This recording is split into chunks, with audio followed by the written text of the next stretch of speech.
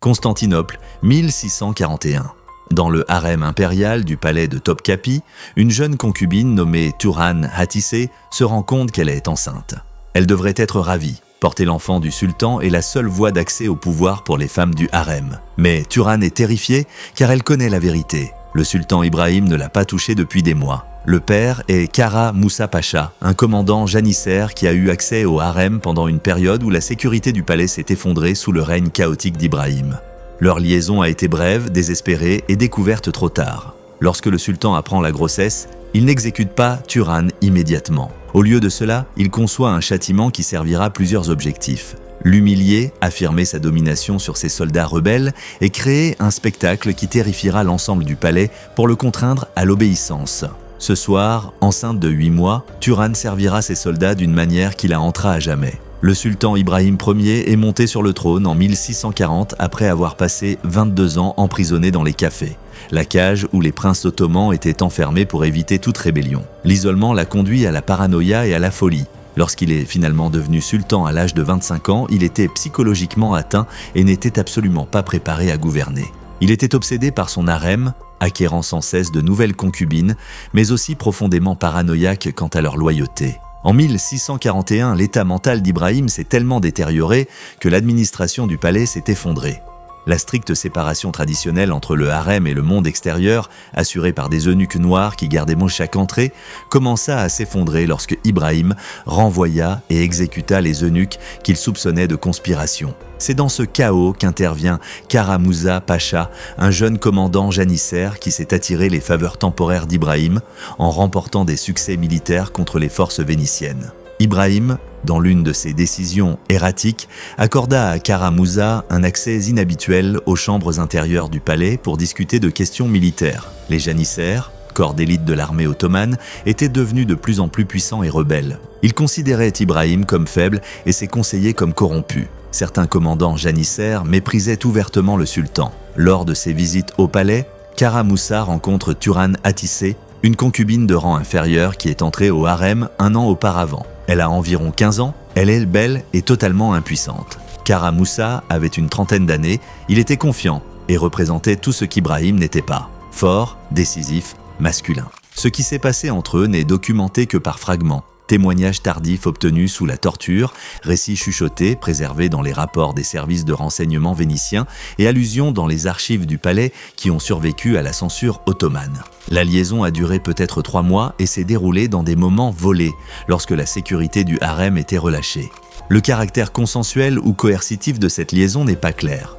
Turan n'avait pas vraiment le pouvoir de refuser un homme ayant l'autorité de Kara Moussa, mais certains récits suggèrent une véritable affection entre eux. Lorsque Turan se rendit compte qu'elle était enceinte, elle tenta d'abord de faire passer l'enfant pour celui d'Ibrahim. Elle demande une audience au sultan et tente de le séduire, espérant qu'il croira que l'enfant est le sien. Mais Ibrahim, malgré sa folie, était rusé en ce qui concerne la politique du harem. Il tenait des registres méticuleux de ses rencontres avec les concubines et il savait qu'il n'avait pas été avec Turan depuis plus de 4 mois. Ibrahim ordonne au chef des eunuques noirs d'enquêter. L'eunuque, cherchant désespérément à se décharger de la responsabilité de la défaillance de la sécurité, a mené une enquête brutale. Des serviteurs du harem ont été torturés. D'autres concubines ont été interrogées. La vérité finit par éclater. Kara Moussa avait été vu en train de pénétrer dans des zones interdites et Turan avait été observé à proximité de lui à plusieurs reprises. Confrontée aux preuves, Turan a d'abord tout nié. Mais lorsqu'elle a été menacée de torture, elle a avoué la liaison. Elle a affirmé que Kara Moussa l'avait forcée et qu'elle avait été victime de son abus de pouvoir. Nous ne saurons jamais si c'était vrai ou s'il s'agissait d'une tentative désespérée pour sauver sa peau. Kara Moussa est arrêté et traduit devant Ibrahim. Le sultan est donc confronté à un dilemme. L'exécution d'un commandant janissaire populaire pourrait déclencher une révolte militaire. Les janissaires sont déjà agités et Kara Moussa a des partisans parmi les troupes. Ibrahim décida d'adopter une approche différente qui humilierait à la fois Turan et les janissaires, affirmant ainsi sa domination sur le harem et l'armée. Il convoqua ses commandants militaires et annonça un banquet spécial en l'honneur du régiment de janissaires qui venait de rentrer de campagne. L'événement se tiendra dans une grande salle adjacente au palais et comprendra des divertissements spéciaux. Les officiers janissaires, dont Kara Moussa, sont tenus d'y assister. Il ne soupçonnait rien d'inhabituel. Le sultan organisait parfois de tels événements pour préserver la loyauté des militaires. Ce qu'il ne savait pas, c'est qu'Ibrahim avait prévu quelque chose d'inédit. Le soir du banquet, Turan fut enlevé du harem et habillé non pas dans les soies fines d'une concubine, mais dans une simple tenue de servante qui mettait délibérément l'accent sur sa condition de femme enceinte. Son ventre est clairement visible, son état ne fait aucun doute. Elle est amenée devant Ibrahim, qui lui explique ce qui va se passer. « Tu as porté un enfant qui n'est pas le mien. Tu as trahi ton sultan. Ce soir, tu serviras les soldats qui pensent y pouvoir prendre ce qui m'appartient. Tu leur montreras, et à tous, ce qui arrive à ceux qui oublient leur place. » Turan demande la clémence, pour le bien de l'enfant à naître, voire pour elle-même. Ibrahim n'en démord pas. « L'enfant est un bâtard. Qu'il vive ou qu'il meure ne me concerne pas, mais tu vivras assez longtemps pour qu'on te rappelle ta honte. » Environ 200 soldats et officiers janissaires remplissaient la salle. Un festin élaboré leur est servi. Viande rôtie, riz, fruits, vin. L'atmosphère est d'abord à la fête, les soldats profitant de l'hospitalité du sultan. C'est alors que Turan est introduit dans la salle. La salle devient silencieuse. Tous les hommes présents ont immédiatement compris ce dont ils étaient témoins.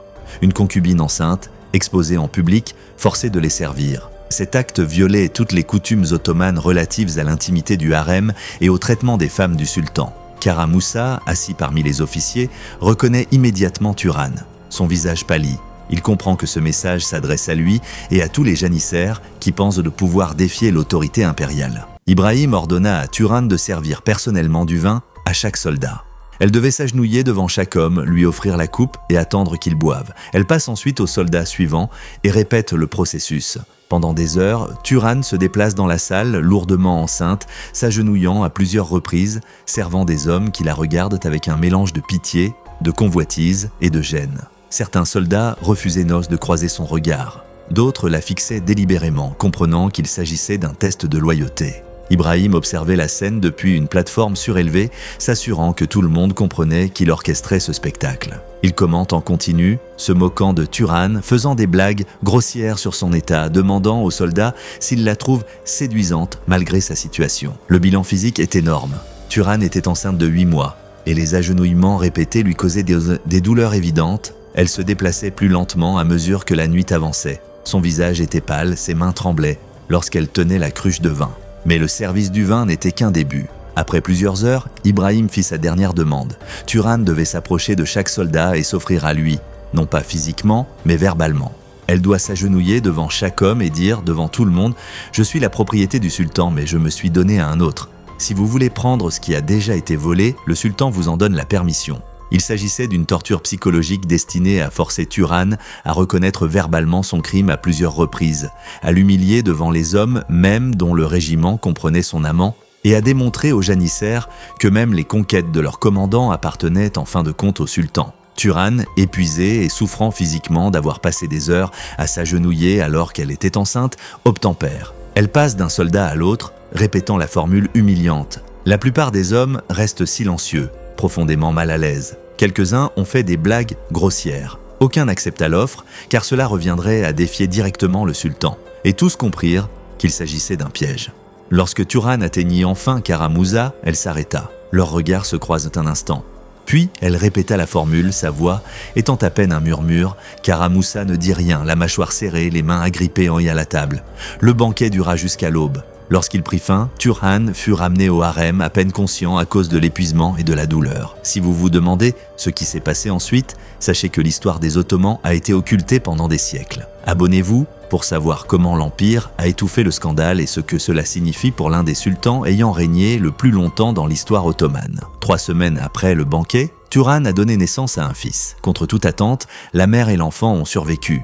Le bébé était en bonne santé et conformément à la tradition du palais, il a été immédiatement reconnu comme un héritier potentiel du trône.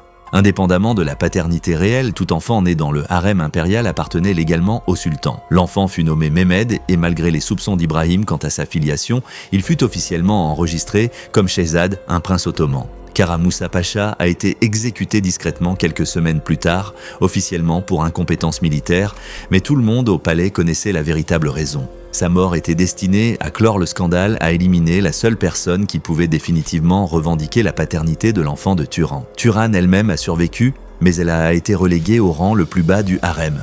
Il lui est interdit d'avoir le moindre contact avec son fils, qui est élevé par d'autres femmes. Elle fut essentiellement emprisonnée dans le palais, maintenue en vie mais impuissante, rappel vivant des conséquences de la trahison. Mais le règne d'Ibrahim touchait à sa fin.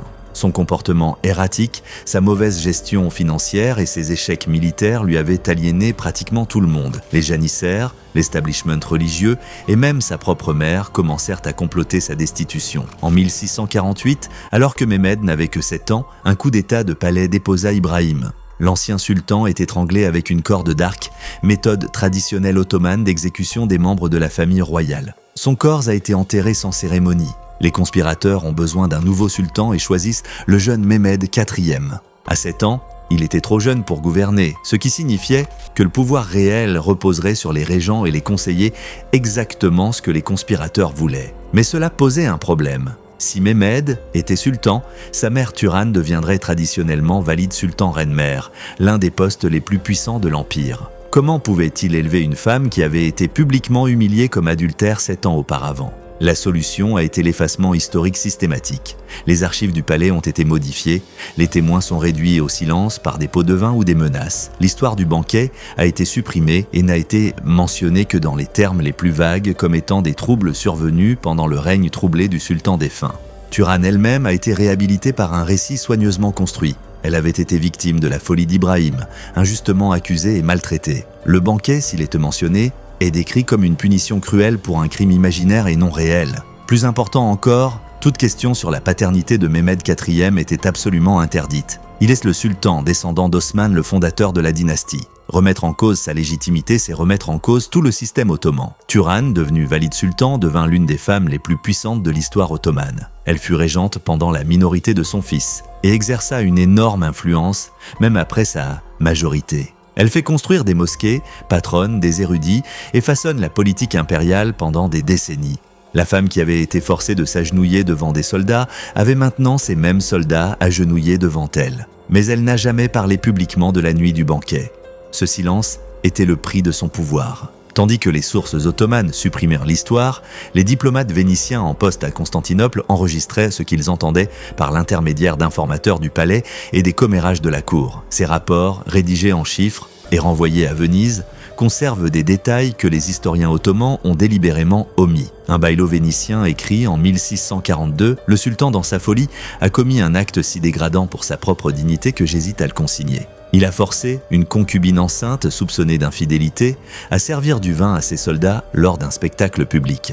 La femme devait s'agenouiller devant chaque homme et s'offrir verbalement, mais aucun n'osait accepter. La rumeur veut que l'enfant qu'elle portait ait été engendré par un commandant janissaire qui a été exécuté depuis. Ce scandale a ébranlé le palais jusque dans ses fondements. Un autre rapport datant de 1648, après l'accession de Mehmed IV, note « La mère du nouveau sultan a été victime de la cruauté du dernier sultan. Des rumeurs circulent sur la véritable filiation du jeune sultan, mais ces rumeurs sont dangereuses. Le palais s'est efforcé d'étouffer ces rumeurs. Ces documents vénitiens, découverts dans des archives au XIXe siècle, ont été les premiers indices de l'existence d'un scandale, mais ils ont été rejetés par de nombreux historiens qui les ont considérés comme des ragots exagérés. Mehmed IV a régné pendant 39 ans, de 1648 à 1687, l'un des plus longs règnes de l'histoire ottomane. Son règne a été marqué à la fois par de grands succès militaires et par le déclin, mais la question de sa légitimité n'a jamais été soulevée publiquement. Turan, en tant que valide sultan, protégeait farouchement la réputation de son fils. Elle usa de son pouvoir considérable pour s'assurer que quiconque remettait en question sa filiation soit réduite au silence. Les historiens du palais, qui ont écrit de son vivant, ont présenté Mehmed comme le fils légitime d'Ibrahim, sans aucun soupçon de scandale. Mais en privé, au sein du palais, les rumeurs persistent. Certains courtisans murmurent que Mehmed ressemble plus à Karamoussa qu'à Ibrahim. D'autres notaient que l'influence exceptionnellement forte de Turan sur son fils suggérait qu'elle détenait un secret qui lui donnait de l'influence. Pendant des siècles, après la mort de Turan en 1683, les historiens ottomans ont maintenu le récit officiel. Mehmed IV était le fils légitime d'Ibrahim, et Turan était une femme vertueuse, injustement persécutée par un sultan fou. L'histoire du banquet, lorsqu'elle a été mentionnée, est présentée comme un exemple de la cruauté d'Ibrahim, et non comme une punition pour une infidélité réelle. La suggestion que Mehmed pourrait ne pas être le fils biologique d'Ibrahim, a été traité comme une calomnie de trahison. Cette suppression a été si efficace qu'au XIXe siècle, même les historiens occidentaux qui avaient accès aux rapports vénitiens les rejetaient comme des ragots peu fiables. Au cours des dernières décennies, les historiens ont commencé à réexaminer les preuves avec un regard neuf. Les rapports vénitiens, autrefois considérés comme des ragots, sont aujourd'hui reconnus comme des sources primaires précieuses qui ont souvent enregistré des informations supprimées dans les comptes officiels ottomans. L'analyse de la chronologie est suggestive. L'état mental documenté d'Ibrahim, les failles de sécurité connues dans le harem, l'exécution de Kara Mouza, le traitement inhabituel de Turan et son ascension ultérieure vers un pouvoir extraordinaire malgré son statut initial inférieur. Tous ces faits s'alignent sur les récits vénitiens de scandale et de dissimulation. En 2018, une équipe de généticiens a proposé d'analyser l'ADN des tombes royales ottomanes afin de retracer les lignées et de vérifier les revendications historiques de succession. La proposition a été controversée et finalement rejetée par les autorités turques qui ont fait valoir qu'il serait irrespectueux de déranger les tombes royales. Mais la proposition a soulevé une question intéressante. Si l'analyse de l'ADN était effectuée sur les restes de Mehmed IV et comparée à celle d'Ibrahim Ier, cela confirmerait-il ou infirmerait-il les rumeurs vieilles de plusieurs siècles? Le fait qu'une telle analyse ait été bloquée suggère qu'il vaut mieux laisser certaines incertitudes en suspens, que certaines questions historiques sont trop sensibles sur le plan politique pour y répondre de manière définitive. Nous savons qu'Ibrahim Ier était mentalement instable et capable d'une extrême cruauté. Nous savons que la sécurité du harem s'est effondrée sous son règne. Nous savons que Turan était une concubine de rang inférieur qui a donné naissance à un fils et qui a d'abord été maltraitée avant d'être soudainement élevée à un pouvoir extraordinaire. Nous savons que des diplomates vénitiens ont fait état d'un scandale impliquant une concubine enceinte forcée de servir les soldats. Nous savons qu'un commandant janissaire nommé Kara Moussa a été exécuté à peu près à la même époque. Nous savons que les historiens ottomans ont systématiquement évité de parler en détail des premières années de Mehmed IV. Tous ces faits sont documentés. Ce qui reste incertain, c'est leur lien. Le scénario le plus probable est que Turhan a eu une liaison avec Kara Moussa, qu'elle ait été consentie ou forcée. Elle est tombée enceinte et Ibrahim a soupçonné ou découvert la vérité. Il a orchestré le banquet en guise de punition et de démonstration de son pouvoir. Lorsque Ibrahim a été déposé et que Mehmed est devenu sultan, les conspirateurs ont été confrontés à un choix: reconnaître le scandale et trouver un autre héritier, ou étouffer la vérité et élever Mehmed malgré tout. Ils optent pour la suppression, estimant qu'un sultan à la filiation incertaine était préférable à une nouvelle succession chaotique.